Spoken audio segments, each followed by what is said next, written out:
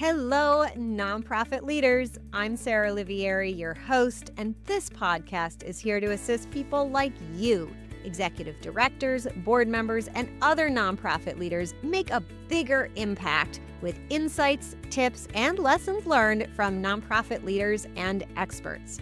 Having been an executive director, a board member, and now a consultant and coach, I truly understand the challenges you face. And that's why I'm here.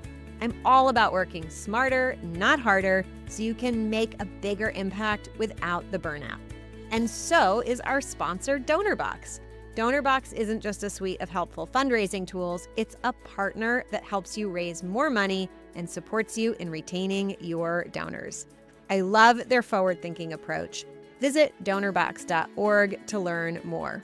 And don't forget to sign up for the Inspired Nonprofit Leadership newsletter, where you'll get bite-sized, actionable tips just for nonprofit leaders like you, delivered weekly to your inbox. Sign up at inspirednonprofitleadership.com/sign up. Okay, let's dive into today's episode. Today, I want to talk about keeping up with donor. I hear this a lot. I hear folks saying, well, it's just really hard to keep up. And if you suggest, hey, send a weekly email, people kind of freak out a little like, oh my God, how am I supposed to send a weekly email? How am I supposed to do everything else and call my donors and meet with them and stuff like that?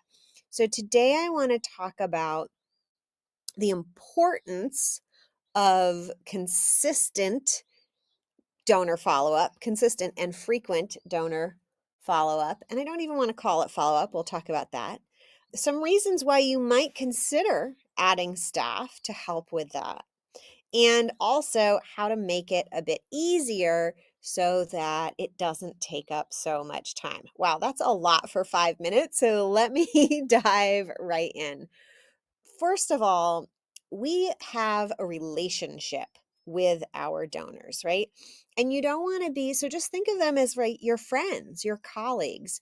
You don't want to be that person who only reaches out when you need something or is very inconsistent. And honestly, if you're going to be, have a close relationship with your supporters, you want to have regular contact so that you are top of mind.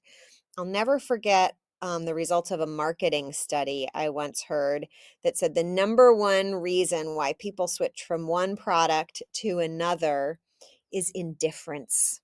Indifference. It just felt like trying something new. And the way to battle that is through regular communication. Make people feel that bond and reinvigorate that bond and grow that bond they have with you. And that is why we need consistent, meaningful donor communication. All right, let's talk about why you might actually increase your capacity to do this by increasing staff.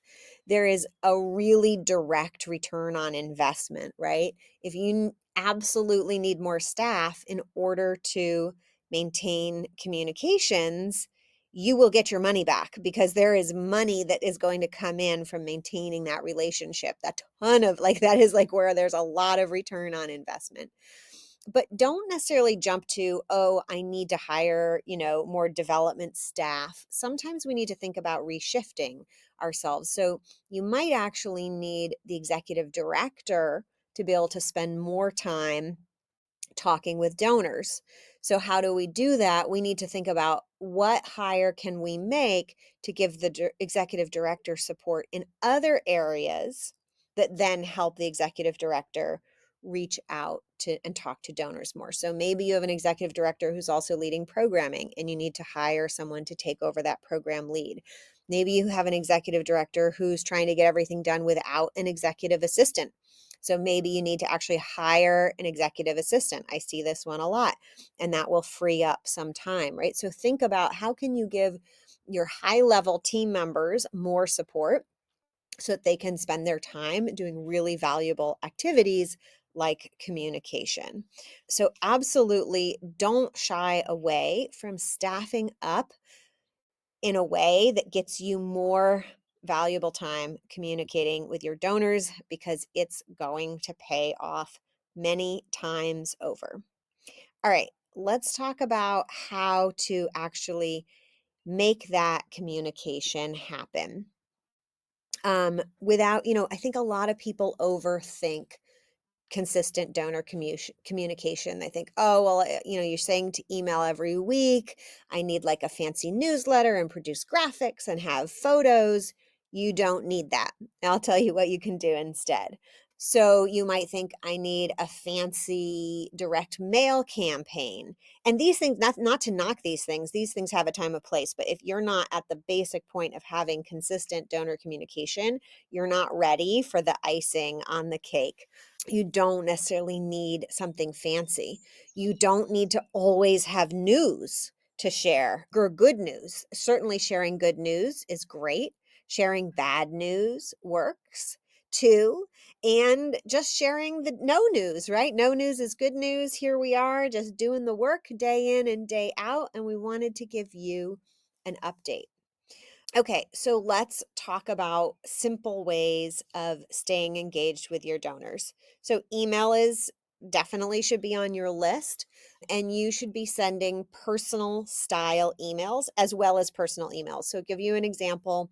In the Thrive program, I recently coached a client. I said, you're just going to send a weekly update from the desk of the executive director saying how things were going.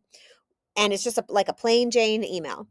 You'll send that email to your entire email list, but then for your high touch donors, you'll send a one-on-one follow-up from your regular email account. So like the blast version went out through whatever tool you're using to send emails to your entire list, and then from your individual email account, either from the same executive director or if you have a development staff person, can follow up individually and say, hey, Barbara, or whatever the donor's name is, I wanted to make sure you saw this week's, update from our executive director. It has some blah, blah that you might be interested in. And, I'm happy to check in anytime if you want to hop on a call. Right? So that's how you do the follow-up to the email blast. And again, simple, plain looking email. Also, don't knock, having Zoom calls. You can certainly have coffee chats, but Zoom calls are very powerful. And you can do these individually with folks, but you can also host small group Zoom calls for a chance for your donors to ask you questions, hear some updates, hear some stories, and get to know each other. Let them know that they're part of something bigger, and it doesn't have to be a fancy, big event.